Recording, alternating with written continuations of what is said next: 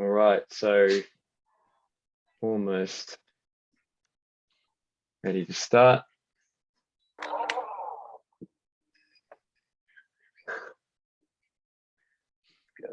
That's brilliant. It's like lifting the weights while you're in there. Okay, I'm going to start right now. As well. Let's go. Good morning, everyone, and welcome to today's webinar, Harnessing Automation and Tech to Lift Productivity and Staff Satisfaction, brought to you by Business News Australia and sponsored by SAP Concur.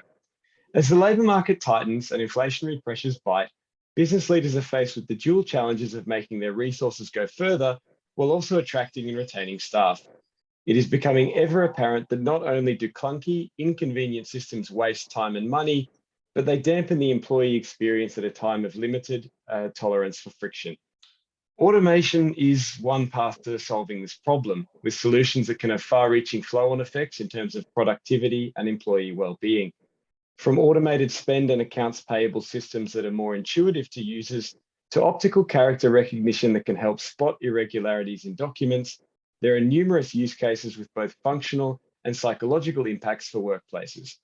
And a bit of fitness tech might not go astray either after years of disruption, finding easy ways to foster better health and well-being for staff. I'm delighted to be guiding this conversation today with an accomplished and fascinating panel of guests who have unique insights into this topic.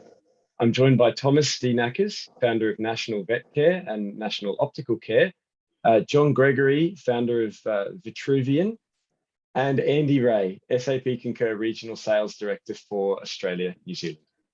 But before we dive into this topic, it would really be remiss of me not to make the most of having two wonderful and highly accomplished entrepreneurs in our presence, Tomas and Jon, and to hear about their successful business journeys.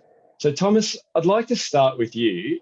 Would you be able to share with our viewers how you came to found a leading national vet care clinic and what prompted you to start all over again in the optometry sector after your $250 million sale of MVC?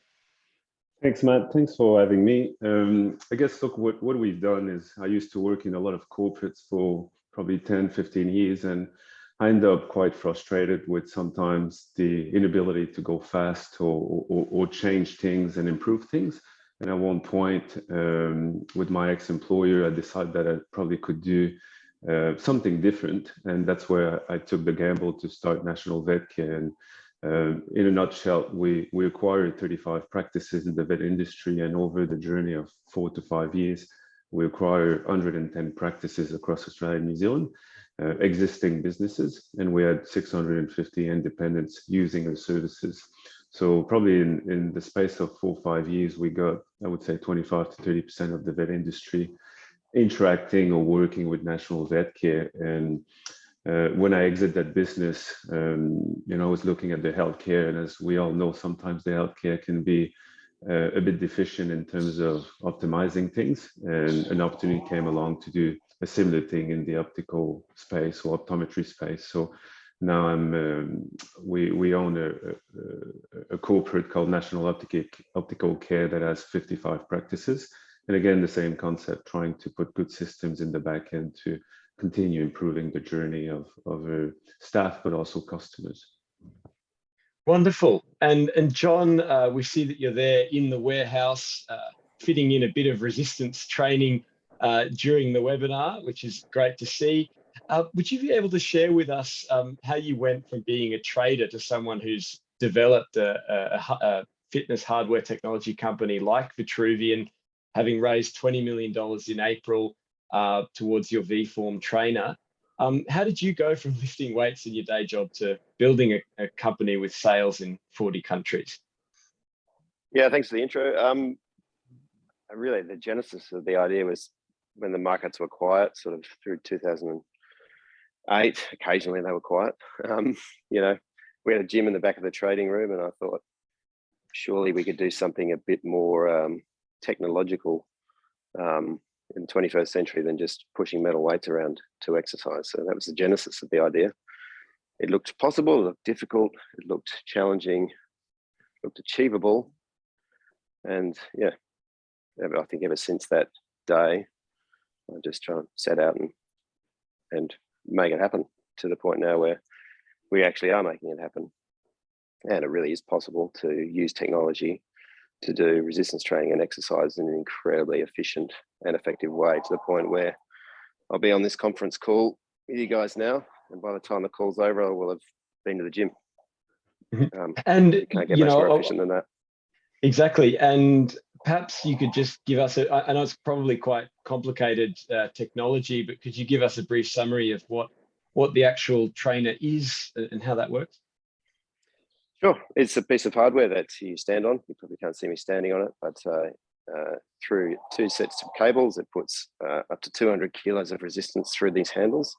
It adjusts that resistance 1,000 times a second to get your muscles working at 100% efficiency, or work as hard as they possibly can for any given exercise, so that you're not wasting time,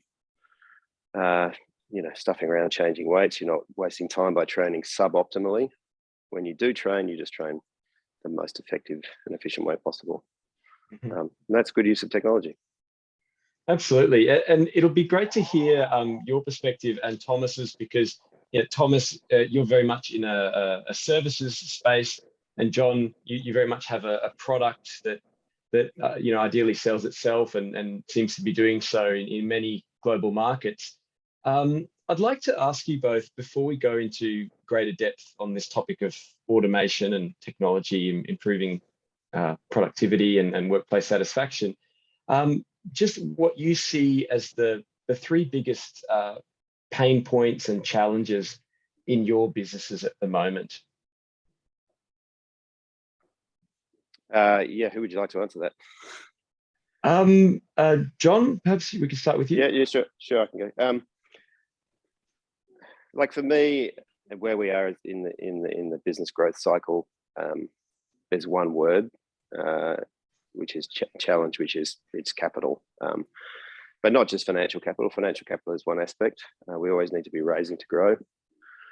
Human capital is another challenge, particularly in this fairly tight labour constrained market. And the third one is like what I would call social capital, which is the maybe that rolls into brand capital as well, which is the right to operate as a business, the capital in people's hearts and minds to be a brand that they want and a product that they want. So in a word, for me, it's capital, and that's kind of the fundamental challenge that all businesses have, if you take a broader view of what capital actually is. Mm-hmm. And Tomas, how about you? What would you say your 3 biggest challenges right now? Look, our businesses, Matt, is a bit different in the way that we're growing by acquisition. So the growth brings a lot of challenges. When you move from 10 staff to 500 staff or 1,500 staff in 3 years, that growth creates a lot of pain points. So that's quite difficult. The second point is probably people or staff. As Jon said, it's a pretty tight labor market. Finding the right people, the right skill set is extremely challenging in this market, especially on the back of COVID. So people, for us, we don't have a product, as you said. So for us, we're selling time, or we're supporting businesses. So our people is our own asset. And the margins, as you guys, if you're watching the news every day, there's cost increase everywhere, from petrol to interest rate. I think businesses need to reinvent themselves a little bit to continue staying sustainable. It's not just about profit, but you still need to have a business model that can be sustainable. So how you manage all those costs, how you can see those costs increasing quickly and have visibility on them, so you can make change or find new ways of navigating this new environment. Well, I think this is a good opportunity to turn to Andy, because you would have, in your conversations with clients, seen a wide range of challenges that businesses are facing, and I'm sure some of those shared by Jon and Tomas resonate with you. What kinds of issues with efficiency and productivity are you coming across at the moment when you're chatting with clients? Yeah, absolutely. It's quite coincidental, I think, in the examples given by Jon and Tomas, because they do perfectly sort of dovetail into What I would say we've seen over the past few years as the biggest challenge, and the biggest challenges that are businesses currently going through, I'd sort of break it up into 3 buckets, if that makes sense. The first is that, exactly as Thomas mentioned, the first is, what is the business trying to achieve? And are they growing through, like Thomas's example, acquisition? And if you have these smaller businesses that are trying to rapidly grow through acquisition, their challenges are very different. And Thomas outlined a few really interesting points. And the first thing that we see is when you have a business go from 10 people to 50 to 100, and you have kind of that sort of almost exponential growth from a headcount point of view, or even from a client acquisition point of view, what you also have is usually an exponential growth in the administrative burden that falls on those businesses and their ability to, process simple things like paper, move that paper throughout the business. So it's very easy for a business to go from, 10 employees to maybe 20 employees, but as they start to scale up, their administrative burden gets heavier and they have to make a decision, which dovetails very much into Jon's point around where they spend their capital.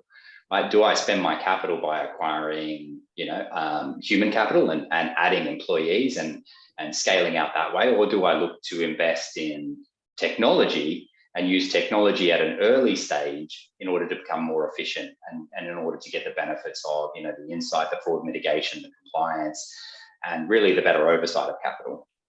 The other side of it is too, when you have smaller businesses that might not grow from acquisition, what they're really worried about is, okay, to Jon's point, capital is a real challenge in all its forms. How do I make sure that I'm being efficient with the working capital that I have? Right? When every penny counts, how do I stay across where it's being spent? And as things start to cost more, which Thomas touched on, everything's costing more now, your margin is getting squeezed, saving money through the processes where your employees spend become really important. So the conversations we're having with customers today are really around sort of where are you spending and where can you potentially offset some of that spend? And the answer is often, I don't know. And that's the hard part, right? Because, okay, great, you don't know, right? So the challenge is you sit there and go, well, you need the data to know. And that's really where we sort of see technology come in and play a part around providing businesses the data. When you have the information in front of you, you can sit there and go, okay, cool, I can see where I'm spending. I can see that this area is maybe not the best return on investment. So we're going to trim back there and we're going to add, a little bit more structure, a little bit more compliance around that. But I really think what Thomas and Jon said is the prevailing theme, and that is, how do I grow? How do I keep? How do I stop my margins being impacted by my expenses, and all the sort of nuance that comes around that, and human capital being a big part of it too, right? When you're struggling to find people, technology plays a really important part in that, because there are certain parts of your business where you'd say, normally I might look for human capital to plug that hole. But actually, I now have the opportunity of using technology to do that. And technology can be highly, highly scalable in comparison to your ability to just consistently add headcount to an administrative burden. Ultimately, that scales out at the point at which it becomes cost prohibitive. So, And there are so many different forms of technologies and ways that companies will go about this based on their own particular circumstances, as you said, whether they're an SME or they're an acquisitive larger business.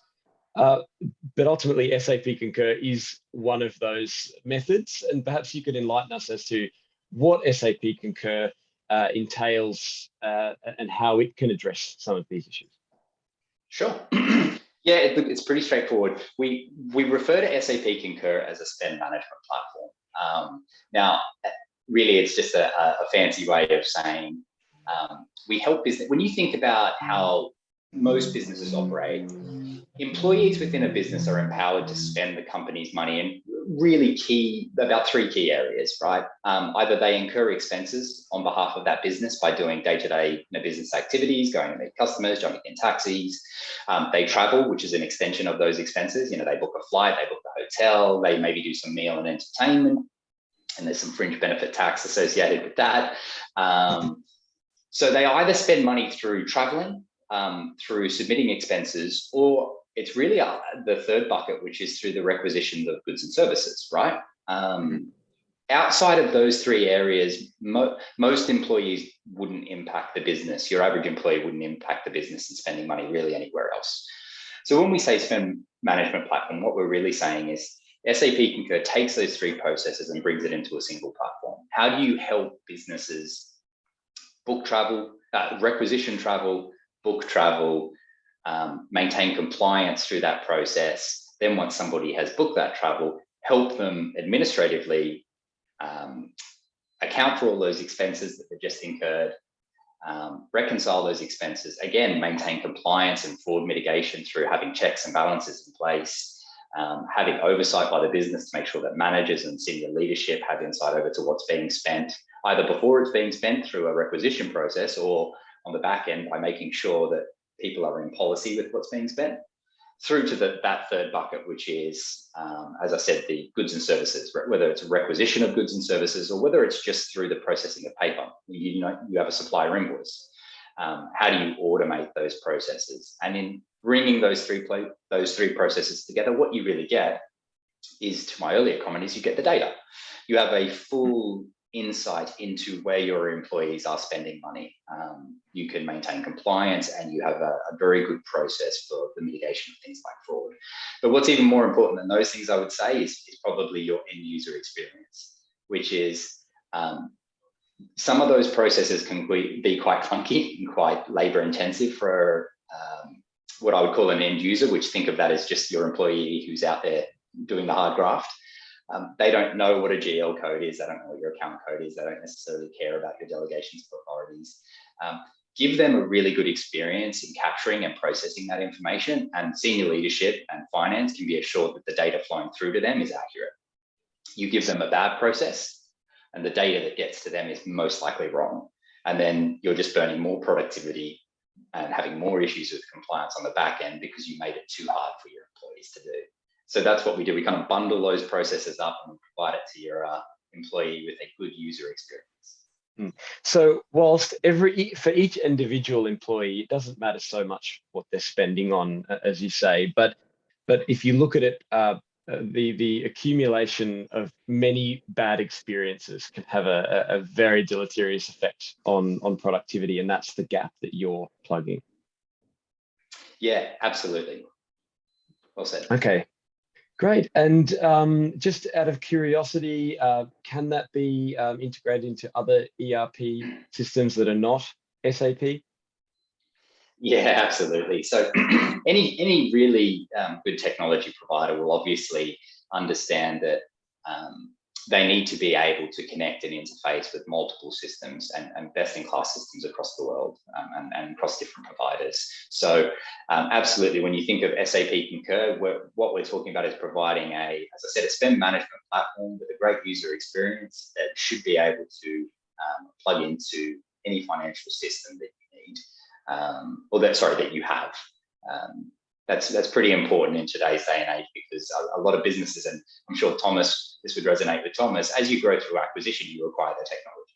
So you may be a great big SAP customer that we've had for many years, and we have a great working relationship. But if you're growing through acquisition, you're going to acquire all sorts of different financial and HR systems that you're still going to need to be able to consolidate those employees through a spend management platform, but still plug that data in. And Thomas, as it just so happens, I believe you used SAP Concur on your journey whilst facing those inevitable growth pains of upscaling with National Vet Care. Would you be able to tell us about how you used technology and automation, including SAP Concur, to your advantage? Yeah. And I think maybe I need to take everyone back a little bit because a bit like Andy said, when you start a business, you have 10 vet practices. You think you're really smart by giving an Excel spreadsheet to all your staff to do the expense claim. And what happened is, that Excel spreadsheet gets lost somewhere, the employee doesn't get paid. So it creates a lot of frustration and started really impacting the culture of the business first and foremost. And as a typical example, we used to have nurses or practice managers stopping at the grocery to buy milk, and they need to put an expense claim to an Excel process, and it can take weeks to get the amount back. It's not the quantum of the amount, it's more the frustration that everything's so clunky. So we had kind of a few different steps where we went to a smaller system to kind of manage that process and that workflow that could feed into an ERP system and do all the transaction and be a bit better. But again, growth went so quickly that we really needed to have a system to manage our time better and make sure the customer experience, but also being really careful that we didn't impact the culture of the business. Because at the end of the day, which is normal, people get upset if things are not happening at the right speed or at their expectations. So we implemented SAP Concur to really be able to do all that expense management, cost of goods management, supplier management. Every time we have an invoice from a supplier, it was getting approved by the right people through a click of an email, click of a button, with all the authority process. So we knew when we were making a payment, one, we're doing the correct payment, the payment was approved by someone. That was for the big suppliers, because when you grow so quickly, you want to make sure you also maintain good relationship with your suppliers, and paying them on time is critical. So having the data of when it's time to pay Mr. X or Mr. A or B.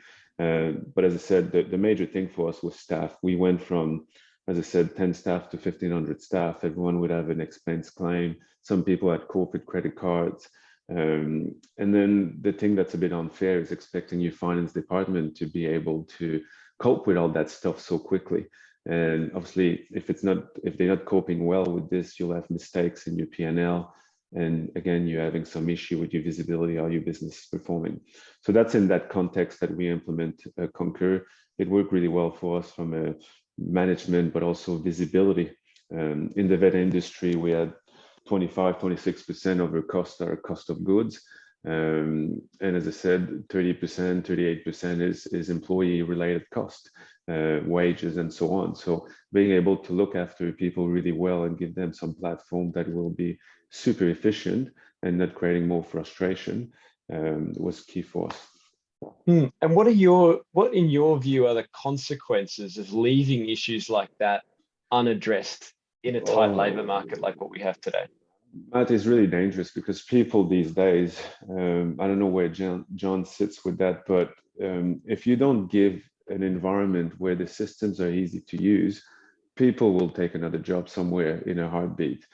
People, I think, even on the back of COVID, I think most of people don't have a lot of patience for inefficiencies. So I think if your organization doesn't have good system, you're going to lose good talents after a while. People want to come and work in an efficient environment that they can add value. And if your systems are clunky, you're not going to add value. As human, we all want to add value in a job environment. So if you're spending half of your time trying to fix things or patch things around, was really difficult. So initially we did it from a cultural aspect and making sure people stay engaged with their business longer. And we couldn't afford to lose people in a growth phase. So I think you're going to have big trouble in your recruitment of good talents, but also retaining the good talents in your organization if you don't focus on that technology. And as Jon and Andy said, at one point, as an owner of a business, you need to make a choice. Do I invest just in people, or are we going to be able to continue growing in a business at the same rate by putting technology and managing my capital for humans or HR staff?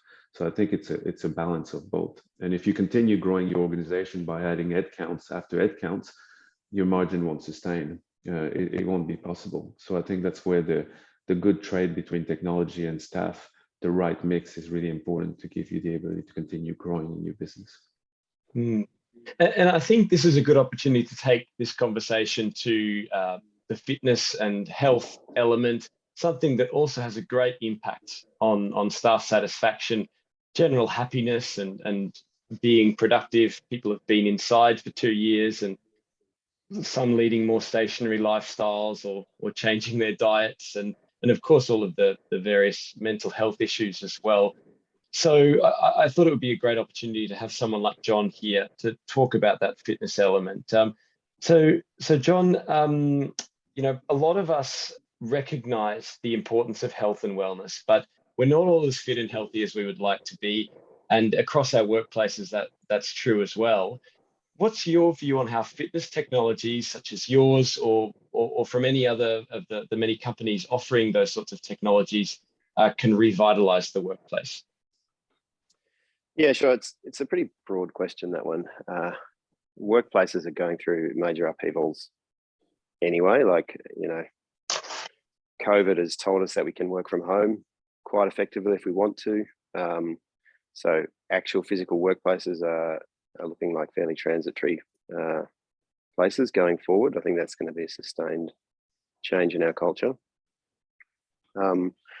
So the role that fitness and health and well-being plays in the workplace is, I think it's multifaceted, would be what I'd say. Like, in this tight labor market, you need to be doing absolutely everything you can for your employees to attract them and to retain them. Looking after their well-being in the workplace is one of the ways you do that. Maybe one of the primary ways you do that. That people come to work because they want to, because it's a place where they don't just do work and get paid, but they get to be well as well. You know, they're not coming to work and feeling sick. So that's important. And the Vitruvian technology is a way of helping that. I think a way of facilitating that. I think technology has roles to play in lots of different ways, through social media platforms or your current workplace communication platform. Having some dedicated space for wellness and activity is a good idea. Vitruvian actual hardware is a great way to do very effective, very convenient and very efficient training in the workplace. With one small device, you know, you can stick it in your workplace, and you can also have them in the homes, and people can be training effectively with each other, sharing workouts, you know, building community through exercise and well-being, which, you know, is just an amazing thing. Vitruvian does that natively because it's all we do is make, you know, exercise hardware. All our employees have machines at home and work out at home, which is great for building a great product that everyone wants to use. So, you know, we as a company are a case in point that you build a company in and around health and well-being, and it makes for a great place to work. Like, some of the challenges around reimbursement, you know, we feel that as well. Some of my solutions are a little bit less high tech. Like, we just have a tab at the coffee shop across the road, and coffee's free because I can't be bothered accounting for it. But the broader theme around technology, and particularly SAP that Andy was talking about, is if you want to do business at all these days, you need to be 100% using all the technology on offer, just to stay in the game, and just to stay relevant. You know, SAP is best of breed ERP system in the world. You know, all our suppliers use it. You know, it's an amazing platform.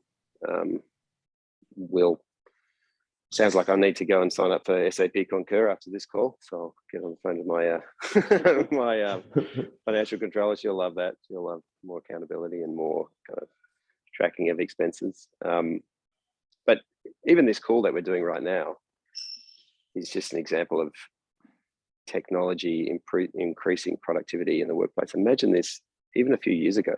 We couldn't all be four of us sitting around on a call, you know, wherever we liked, you know, exercising as we go, you know, sitting, you know, it's an amazing story of just how much technology is facilitating commerce and opportunities around the world.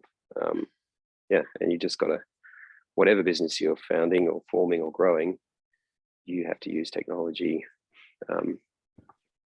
wherever you can get your hands on it to improve whatever process that you've got, because that's what you're going to need to win. That's right. Well, I personally have not tried the Vitruvian V Trainer, but personally, I can say that I've throughout the pandemic, I've been using a yoga app, and it's had a material effect on me. I believe in especially on stressful days when I haven't been able to get outside, or in fact was very limited to go outside because of COVID restrictions and so on. And I'm also curious to hear from Tomas and Andy about the sort of initiatives at your companies to promote fitness and health, and even in your own lives, your own personal experiences. Tomas, perhaps we could start with you. Yeah, and I think like John, like health and fitness, it's so big because we're talking physical, we're talking mentally, mental health.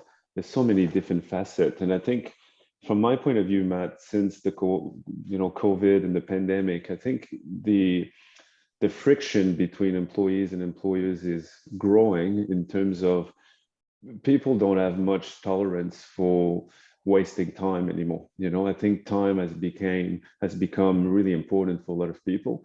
So when you have employees that are coming in and it takes them 2 times the amount of times to do something that normally should be done in after time with technology, I think you're starting to play a little bit with the patients and stress level and mental health. So that has a real direct impact on people coming to work and being excited to come to work. And at the end of the day, it's work, but you can make it in a way that people are still excited to come to work. But if all your technology you use is deficient, you're going to create a lot of mental health, stress, and everything related. So that's what we're trying to do in our business, is make sure that technology is always at the top that we can afford, to make sure the journey for the people that are working with us in any of our businesses are having a good time, and we're not spending all the time trying to debug stuff.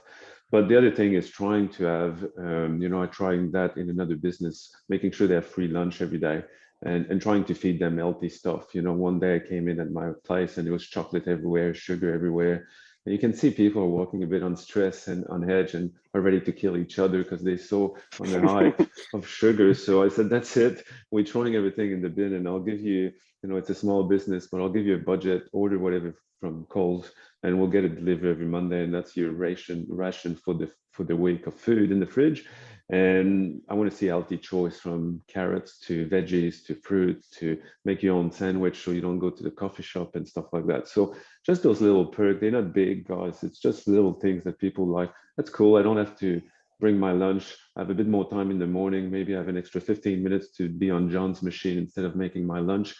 You come to work, you're happy because you have free food. If the technology is good. And then one thing we're trying to do, which is not always possible in every environment, but finish at a decent time so you can go and enjoy the sun or the beach, or take your dog for a walk at the beach at 4 o'clock.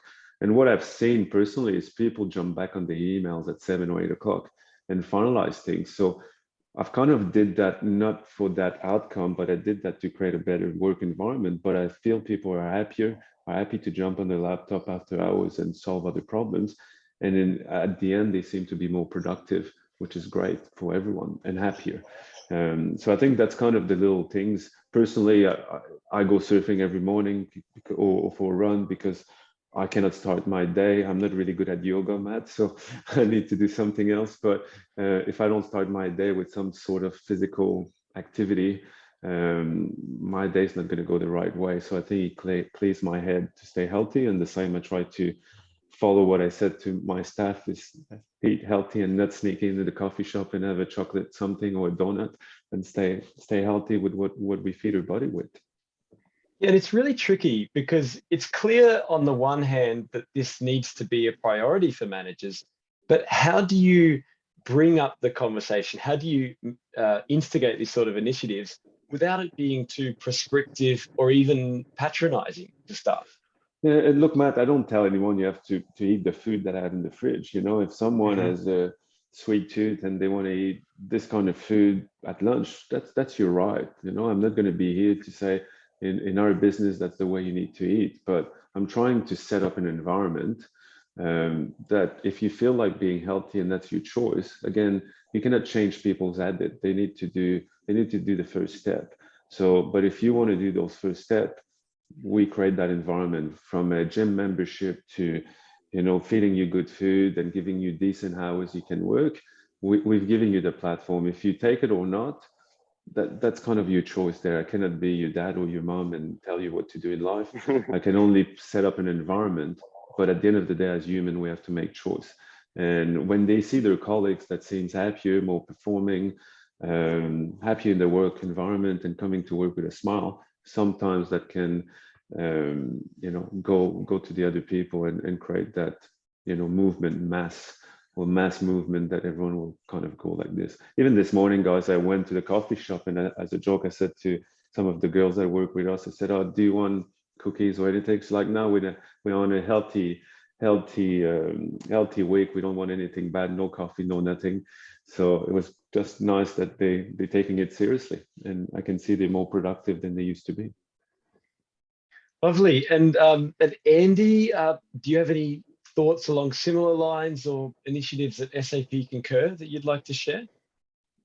Yeah, sure. Look, certainly some initiatives that I'd like to share and just sort of food for thought for the group. But the one thing that I think is really quite interesting, just sort of sitting here passively listening to the conversation Thomas and Jon were having, and yourself, Matt, was that the entire theme of this webinar has really been based around how businesses are more efficient and more productive. And it kind of struck me as that you can look at that in two ways. There's the how is a business more efficient and more productive, which I guess you could define as the ability to scale or do more with less, or acquire customers at a customer acquisition at a better per dollar rate, etc.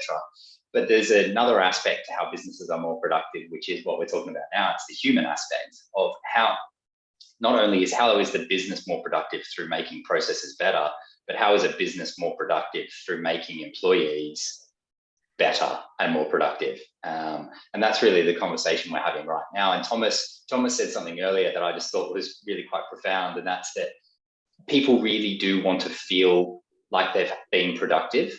I think it's a hardwired into us as human beings that we want to feel like we've had a productive day, like we've added value at the end of the day. We've earned that glass of wine, or we've earned an hour in front of the TV, whatever it may be. There's a lot of self-satisfaction that comes with that. And I think that what we're talking about now is how do we as businesses implement structures within the business and habits within the business, not even necessarily implement them, but provide the opportunity to people to implement them in order to be more productive throughout the day. And one of the things I learned through COVID, and this was something that SAP put in place, was because we were just inside so much, and I'm a sales guy, right? That's what I do. I've been a sales guy my whole life. The great thing about it was I could do 8 Zoom calls in a day, when typically I could only maybe do 3 or 4 productively by going to someone's office. You've got travel time, Sydney's horrendous to travel around. You've got to get there, you've got to, all the things that come in between really stop at that productivity. But the downside of it was my mental, my psychological, and my physical well-being takes a hit there, because I can stuff so much time in. And one of the really interesting initiatives that the business has was to actually diarize activity, whatever that meant to you, right? Was to actually put it into your diary for the day. The other thing was to consider as teams. I manage a team here, and one of the first things we did was we'll just do all of our one-on-one meetings walking, right? We don't need to sit in front of the computer. I can pull reports and things on that. That's easy enough. Why don't we go walk, have a real conversation, get moving? And it was really just around encouraging people to, one, diarize time for themselves, which I think the first thing that people do when they're busy is they strip their own time out and prioritize the work time. But the byproduct of that is that you don't necessarily guarantee that the quality of work is there when you're stretched to your capacity.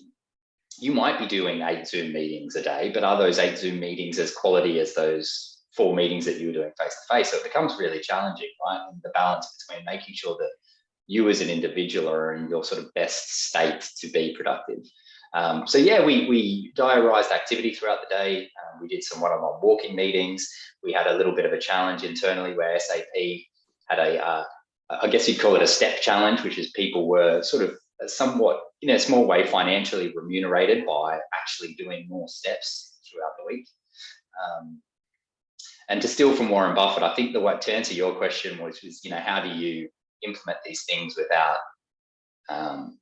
coming across maybe negatively to your employees or overly forceful to your employees. And I think it was Warren Buffett who said, show me the incentive and I'll show you the behavior. And I think that's probably an overarching theme for us is, what incentive can you put in place to kick it off? And then once it's kicked off, I think what tends to happen is people tend to embrace it. Exactly as Tomas said, he started something off very, very simply around changing some habits. And then he's got a team of people who have run with that themselves of their own volition. Mm-hmm. Well, that brings me back as well to the issue of, administrative burden, because if you're trying to fill up the day with all of these tasks, you have less time to work on these, just dedicating time, diarising health and fitness. And Tomas, you've spoken to me in the past about what happened with your staff when you had poor systems in place, the administrative burden on your accounting team and how that affected them personally and the impact that also had on the business. Would you be able to tell us that story? Yeah, so thanks, Matt. So for us, obviously, we had at the end 110 practices, which are small little businesses that run different systems and whatever else, but everything used to come back to the support office. So we do proper P&L at the end of each month. And because our system were quite deficient, we had a bunch of 10 or 12 people in the finance department trying to reconcile all the revenue, the expenses, put that in a P&L. So the executive team can see, all right, we're doing a good job this month or not. But it was so clunky that sometimes those guys would work until, day 25 or day 21 of the month to just reconcile everything from last month. So the executive team were getting the financial P&Ls and all the management accounts by, let's call it day 25. And then the team had probably a few days off to recharge because it's pretty intense for people that work in finance. Recharge for 2, 3 days, 4 days, and go again, month end again. So what we see is that we were burning people constantly, a lot of departure, a lot of people leaving because they never had a break. So we put a lot of technology, not just SAP Concur, but other technology to fast track that process. And what we end up doing is we're able to finish the month end process by day 10, day 12. So what we give is we give time back to people. We give them an extra 18 days before the end of the month that they start again in that sprint. And what happened is those people start looking, what can I do to add value in my workplace? As Andy said, people want to feel value, they want to add value. So they had 18 days each month to either implement a new system, a new procedure, feel value by the end because they changed something to make it easier. So I think that's where, we kind of brought those systems to make the environment a bit more sustainable and less stressful. But also for me as the managing director back in the days, I had my data 18 days earlier. So I could make decision of actually we had a really bad month and we lost control on those expenses. And I could act straight away where in the old ways, my month was gone. I just lost a year out of 12 or a month out of 12 that I could have fixed things. And the vet business was a public listed business. So that's even harder because every 6 months you need to talk to your investors. Are you going? So losing a month of potential opportunities of twisting or, pivoting things to make sure you manage your cost or your business better is critical. So I think that's what the SAP Concur and other solutions we put in HR department, in marketing department to make the workload better. But the impact on the finance team was just dramatic. We didn't have that many departure after that. People were happier. They felt they can do projects. They even came to us with ideas of things they could improve, which is amazing. When your staff and your workforce comes in and say, I have this idea, would like to improve this and this and that, then you can say, all right, let's do it. And they feel really empowered that they have an impact on the business. And I think the pandemic and COVID, it's really about that is how can we have as human impact? Because things can shut down really quickly. How can we have an impact in our everyday life? And how can we have more free time? And, it's not about working 40 hours a day or 14 hours a day. It's how can I work 6 or 7, be as productive and have time with my kids or go to the beach or so anyway. So that's what we did. And that has a massive impact on mental health and everything else. And everything snowballed after that. And having that mental health in order and not being overburdened by clunky systems that make life difficult, and also having a healthy lifestyle, it can give you that sharpness of mind that you need to potentially spot vulnerabilities in the business. And that's one thing that I want to move to next. That remote working has brought up new vulnerabilities and risks around fraud. And Andy, you touched on that a little bit earlier. Would you be able to explain how SAP Concur ties into that and some of the, I guess, worrying trends that you've been seeing? Yeah, sure. Probably a good place to start is just with some of the trends. And I think some of you might be familiar with ScamWatch. And there was certainly a lot of press over probably the last few years where ScamWatch had been alerting the public to all sorts of things that were happening.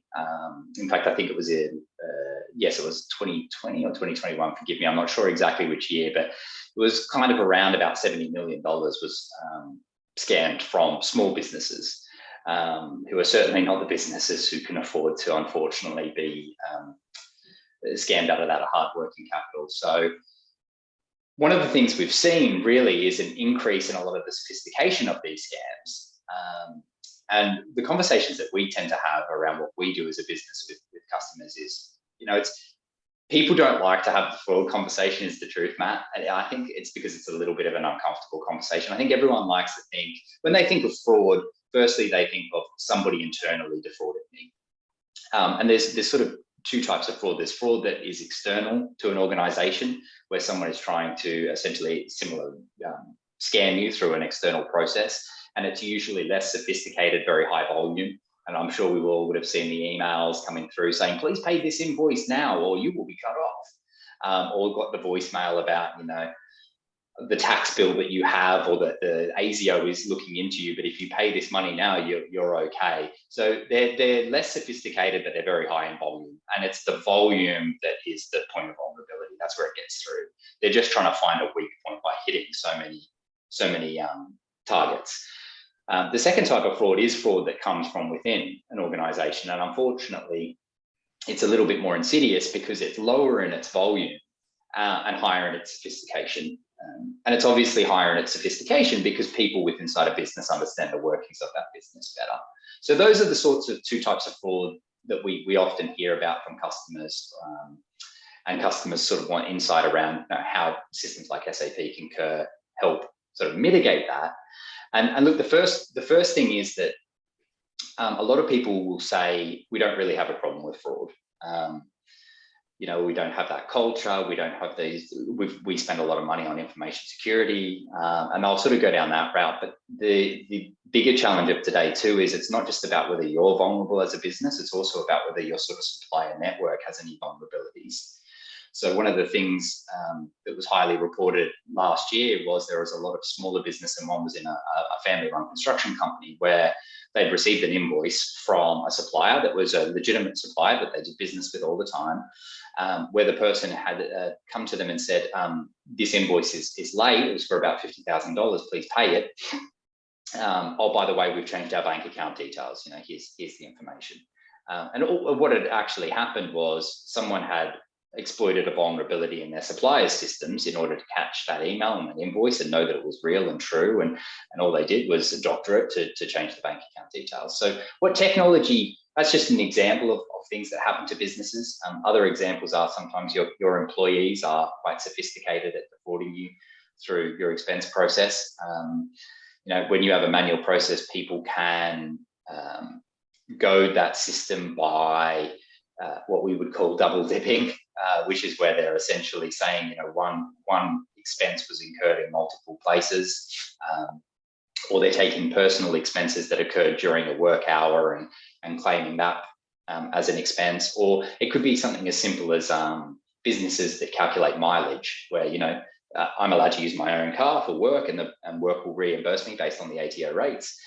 Someone will mileage pad that out, because who am I to say that they didn't drive from Manly to North Sydney via St. Ives because there was a road closure. So they'll pad those expenses out. What technology does is it just helps wrap compliance and structure and rules around the process, so that one, the employee is guided to what the correct behavior is, but two, so that the management is given indications of when those policies are broken. So if a user starts, spending mileage on a trip from Manly via St Ives via Parramatta to North Sydney, a manager can say, "Hey, why?" And they can ask questions. Or if someone gets an invoice where the bank account details have been changed in a automated process, the likelihood of your user or of someone in AP being able to identify that change and seeing it as something odd is significantly higher. So it's about just really arming people with the technological tools to capture these changes and have them brought to them, rather than through a paper process where they're more likely to slip through the cracks just due to human error. Mm-hmm. And just to clarify, that involves optical recognition with the systems that you have to pick up on irregularities in the documents, that sort of thing. Yeah, it can do. The value that sort of OCR brings, specifically when you're talking about fraud mitigation, is actually quite sort of vast and different, pending the nuance of what you're talking about, whether it's through an expense process or through an AP process. But what OCR basically does is OCR will strips the labor out of taking all that data that exists either on an invoice or a receipt, and pre-populates all that information for an end user. So that the end user's ultimate goal is not manual data input, it's validation and verification of the truth of the information. So OCR can flag certain things that are outside of policy and that are irregular. It won't flag absolutely everything. The real value it brings is not having that person to worry about the manual input of data and providing them, switching their job from manual data entry to data validation. And in that tiny switch, what you get is you find that people find errors far more often, if that makes sense. Absolutely. And Thomas, Jon, I'm not sure if either of you have had issues either with experiencing scam attempts or being alerted to them and managing to avoid them. What's been your experiences?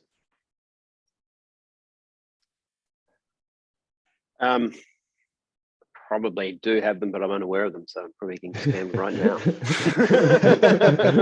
and that's a really good point, Jon, because as you said, Andy, a lot of people say, "Oh, we have honest people," but you never know. That's where I think technology would help, but I don't know. Great. Well, everyone, you've been able to successfully navigate a wide variety of themes today relating to employee experience and productivity, from technologies such as SAP Concur to health and fitness technologies and how to avoid fraud.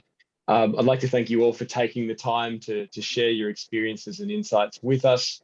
To everyone watching, we will also be making this recording available online in due course and preparing a story as a summary of the key themes that have taken place today.